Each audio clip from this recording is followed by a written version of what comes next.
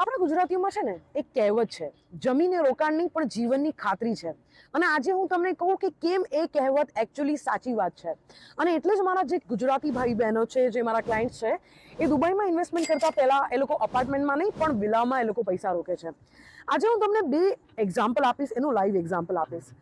આ એક કમ્યુનિટી છે, હું આજે એક કમ્યુનિટીનું એક્ઝામ્પલ આપીશ બે ટાઈપની પ્રોપર્ટીમાં. આ છે વિલા અને બીજું હું તમને અપાર્ટમેન્ટનું એક્ઝામ્પલ આપીશ. આ સાહેબે 2016માં 3.9 મિલિયનમાં લીધેલી વસ્તુ 2021માં એ 4.9 મિલિયનમાં વેચે છે. ઓકે, 2021માં કોરોનાનો ટાઈમ હતો અને અત્યારે 2025માં એ માણસે એ જ વિલા 4 બેડરૂમનું 10 મિલિયનમાં વેચ્યું છે. મતલબ તમે ખાલી આ 4 વર્ષમાં આ સાહેબે ડબલ ભાવનો પ્રોફિટ કમાયું. અને સેમ કમ્યુનિટીને અગર હું તમને પ્રોપર્ટી કહું, આ 1 બેડરૂમ અપાર્ટમેન્ટ આ સાહેબે 2023માં 1.58માં લીધેલી વસ્તુ 2 વર્ષ રાખી મૂકીને 1.5માં એમણે વેચ્યું.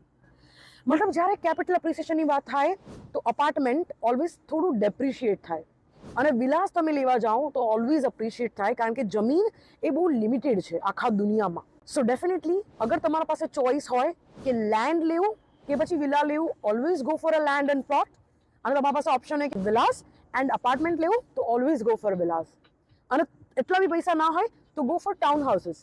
કારણ કે દુબઈમાં જે પ્રાઇસમાં તમને અપાર્ટમેન્ટ મળે છે, ઘણી બધી કમ્યુનિટી છે જેમાં તમને એ જ પ્રાઇસમાં ટાઉન હાઉસીસ મળતા હોય છે. તો આ તમારું ઇન્વેસ્ટમેન્ટ છે અને તમારા પૈસા છે, એ તમારી મરજી છે કે તમે કઈ રીતે ડબલ કરો છો કે પછી નુકસાન અનુભવો છો. વધારે ડિટેલ માટે તમે મને કોન્ટેક્ટ કરી શકો છો. હું છું તમારી ગુજરાતી રિયલ્ટર ઇન દુબઈ, લક્ષ્મી.